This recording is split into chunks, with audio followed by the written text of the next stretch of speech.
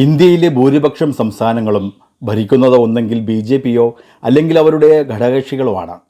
അപൂർവം ചിലയിടങ്ങളിൽ മാത്രമാണ് കോൺഗ്രസോ മറ്റു പ്രതിപക്ഷ പാർട്ടികളോ ഭരിക്കുന്നത്.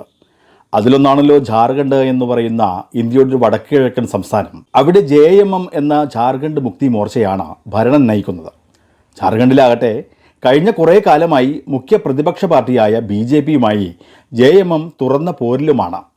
2000-ലാണ് ബീഹാറിലെ കുറേ പ്രദേശങ്ങൾ കൂട്ടിച്ചേർത്ത് ജാർഖണ്ഡ് എന്ന സംസ്ഥാനം രൂപീകൃതമായത്.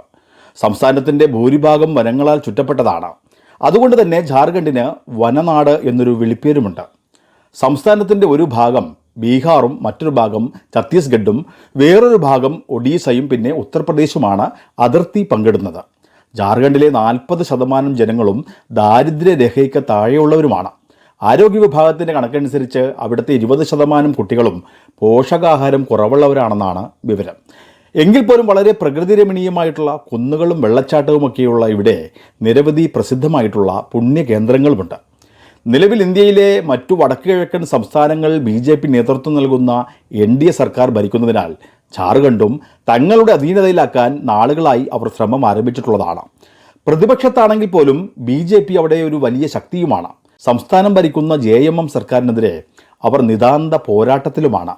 മുഖ്യമന്ത്രിയായിട്ടുള്ള ഹേമന്ത് സോറനെതിരെ അനധികൃതമായിട്ടുള്ള ഭൂമി ഇടപാട് നടത്തിയതിൻ്റെ പേരിൽ ED കേസെടുക്കുകയും അറസ്റ്റ് ചെയ്ത് അദ്ദേഹത്തെ ജയിലടക്കുകയും ചെയ്തിരുന്നു. മുഖ്യമന്ത്രി സ്ഥാനമൊഴിഞ്ഞ ഹേമന്ത് സോറൻ തൻ്റെ ബന്ധു കൂടിയായ ചമ്പൽ സോറനെ മുഖ്യമന്ത്രിയാക്കുകയാണ് ചെയ്തത്.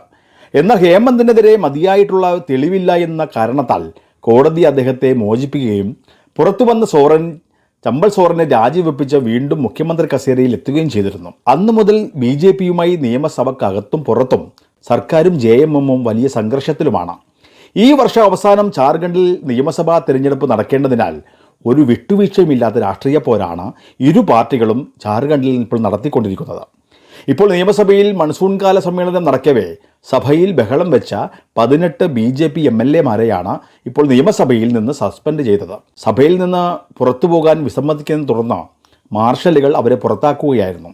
കഴിഞ്ഞ ദിവസം പ്രതിപക്ഷ MLAമാരെ മാർഷലുകളെ ഉപയോഗിച്ച് പുറത്താക്കിയതിലും മുഖ്യമന്ത്രി ഹേമന്ത് സോറൻ അവരുടെ ചോദ്യങ്ങൾക്ക് മറുപടി നൽകാൻ തയ്യാറാകാതിരുന്നതിൽ പ്രതിഷേധിച്ചായിരുന്നു സഭയിൽ ബഹളമുണ്ടായത്.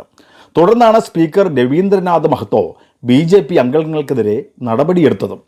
അതേസമയം ജാർഖണ്ഡിൽ ഏകാധിപത്യമാണ് നിലനിൽക്കുന്നതെന്നാണ് പ്രതിപക്ഷ നേതാവ് അമർ ഭൗരി ആരോപിക്കുന്നത്. സമ്മേളനം തുടങ്ങുന്നതിന് മുന്നോടിയായി BJPയുടെ നിയമസഭാംഗങ്ങൾ നടുത്തളത്തിലേക്ക് ഇരച്ചു കയറുകയും മുഖ്യമന്ത്രി ഹേമന്ത് സോറൻ്റെ രാജി ആവശ്യപ്പെട്ട് മുദ്രാവാക്യം വിളിക്കുകയും ചെയ്തിരുന്നു. അവർ ഡയസിൽ നിന്നും ചില രേഖകൾ അവിടെ എടുത്ത് വലിച്ചു കീറുകയും ചെയ്തു. സഭ തുടങ്ങും മുമ്പ് ഭരണപ്രതിപക്ഷാംഗങ്ങൾ തമ്മിൽ രൂക്ഷമായിട്ടുള്ള വാദപ്രതിവാദങ്ങളാണ് അവിടെ നടന്നത്. സംഘർഷാവസ്ഥ തുടർന്നതോടെ സ്പീക്കറായിട്ടുള്ള രവീന്ദ്രനാഥ് മഹ്തോ 18 BJP MLAമാരെ സസ്പെൻഡ് ചെയ്യുകയായിരുന്നു.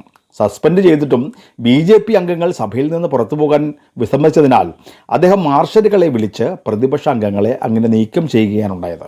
എന്നാൽ തൊഴിൽ ഉൾപ്പെടെയുള്ള പ്രധാന വിഷയങ്ങളിൽ മുഖ്യമന്ത്രി ഹേമന്ത് സോറൻ ചോദ്യങ്ങൾക്ക് മറുപടി നൽകാൻ വിസമ്മതിച്ചതിൽ പ്രതിഷേധിച്ച പ്രതിപക്ഷ MLAമാർ സഭയിൽ നിന്നും സസ്പെൻഡ് ചെയ്തിട്ടും അവർ പുറത്തു പോകാതെ ആ രാത്രി മുഴുവൻ നിയമസഭാ ലോബിയിൽ ചിലവഴിക്കുകയും ചെയ്തു. സംസ്ഥാനത്ത് JMM നേതൃത്വത്തിലുള്ള സർക്കാരിൻ്റെ നിർദ്ദേശപ്രകാരം സ്പീക്കർ ജനാധിപത്യത്തെ കൊലപ്പെടുത്തിയെന്ന് പറഞ്ഞുകൊണ്ട് BJP നിയമസഭയ്ക്ക് പുറത്തും ഇപ്പോൾ പ്രക്ഷോഭങ്ങൾ ആരംഭിച്ചിട്ടുണ്ട്. അതേസമയം JMMനെ പിന്തുണച്ചുകൊണ്ട് കോൺഗ്രസ് പാർട്ടിയും RJDയും ഇപ്പോൾ രംഗത്ത് വന്നിട്ടുമുണ്ട്.